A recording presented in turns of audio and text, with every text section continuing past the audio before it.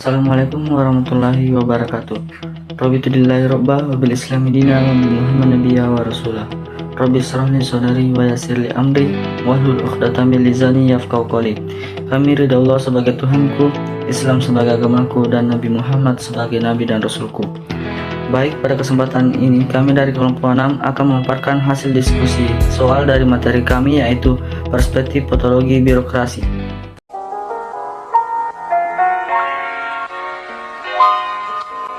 Secara etimologis, patologi berasal dari kata pathos yang berarti penderitaan atau penyakit dan logos yang berarti berbicara tentang ilmu. Jadi patologi adalah ilmu yang membicarakan tentang penyakit atau ilmu tentang penyakit ataupun ilmu yang membicarakan tentang asal-usul dan sifat-sifatnya penyakit.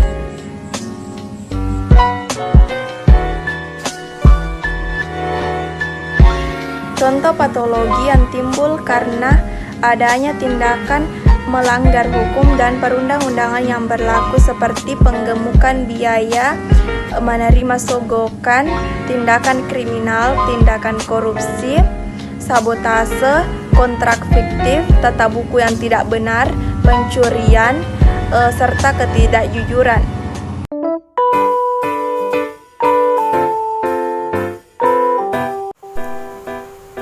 Birokrasi didefinisikan sebagai sistem pemerintahan yang dijalankan oleh pegawai pemerintah karena telah berpegang pada hierarki dan jenjang jabatan, cara bekerja atau susunan pekerjaan yang serba lamban, serta menurut tata aturan adat yang banyak dikelipunya dan sebagainya.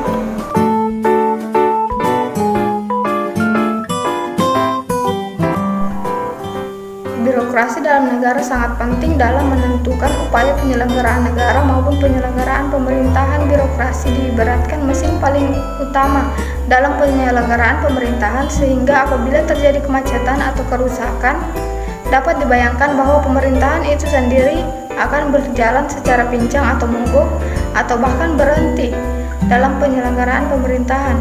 Di Indonesia, birokrasi yang sangat penting dan paling utama, namun dalam kenyataannya mengalami begitu banyak masalah seperti kurangnya profesionalisme, terjadinya kelambanan dalam pelayanan masyarakat, memiliki sistem manajemen yang buruk, terjadi korupsi, kolusi, nepotisme, serta begitu banyak permasalahan dalam tubuh birokrasi kita.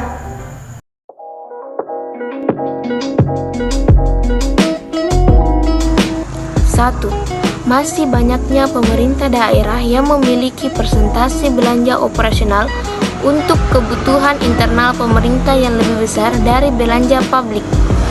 2. Tingkat korupsi yang cukup tinggi. 3. Banyak perencanaan pembangunan dilakukan secara serampangan, copy dan paste dari tahun-tahun sebelumnya dan tidak fokus pada outcome yang ingin dicapai. 4. Kualitas ASN masih belum optimal dalam mendukung kinerja pemerintah. 5. Organisasi pemerintah yang cenderung besar baik di pusat maupun di daerah. 6. Kualitas pelayanan publik yang masih belum memenuhi harapan publik.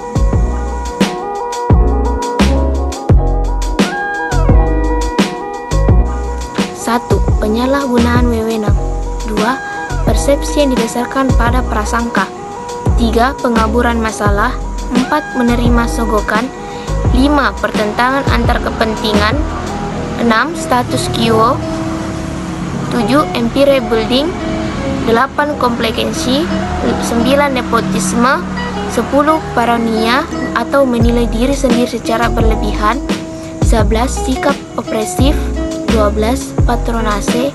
13. Astigmatisme atau ketidakmampuan melihat masalah dalam organisasi.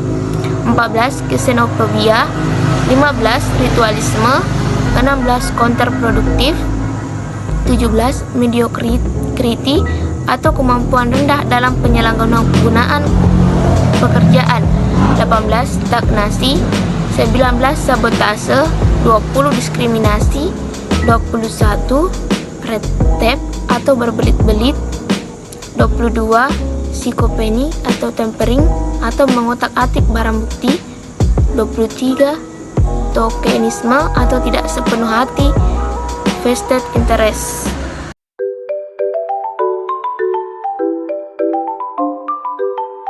Menurut Weber, tipe ide birokrasi yang rasional itu dilakukan dalam cara-cara sebagai berikut. 1. Pejabat secara rasional bebas tetapi dibatasi oleh jabatannya. 2. Jabatan disusun oleh tingkat hierarki dari atas ke bawah dan ke samping dengan konsekuensinya berupa perbedaan kekuasaan. 3. Tugas dan fungsi masing-masing jabatan dalam hierarki itu secara berbeda satu sama lain. 4. Setiap pejabat mempunyai kontrak jabatannya yang harus dijalankan. 5. Setiap pejabat diseleksi atas dasar kualifikasi profesionalitasnya. 6. Setiap pejabat mempunyai gaji, termasuk hak untuk menerima pensiun. 7. Terdapat struktur pengembangan karir yang jelas. 8. Setiap pejabat sama sekali tidak dibenarkan menjalankan jabatannya untuk kepentingan pribadi. 9. Setiap pejabat berada di bawah pengendalian dan pengawasan suatu sistem yang dijalankan secara disiplin.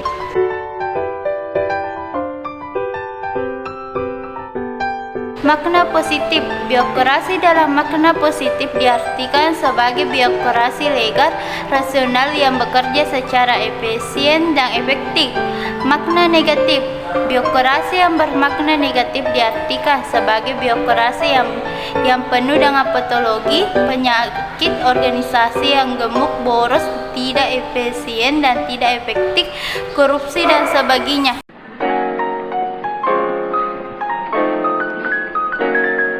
Tiga indikator utama dalam mengukur birokrasi yang dinilai baik, yakni peningkatan kualitas pelayanan publik yang dapat dilihat dari indeks kepuasan masyarakat, free corruption atau bebas KKN yang dapat diukur berdasarkan integritas dan indeks persepsi korupsi masyarakat, serta akuntabilitas kinerja yang bisa dilihat dari nilai laporan akuntabilitas kinerja dari pemerintah.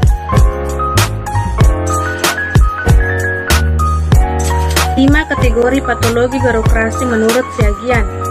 1. Patologi yang timbul karena persepsi dan gaya manajerial para pejabat di lingkungan birokrasi.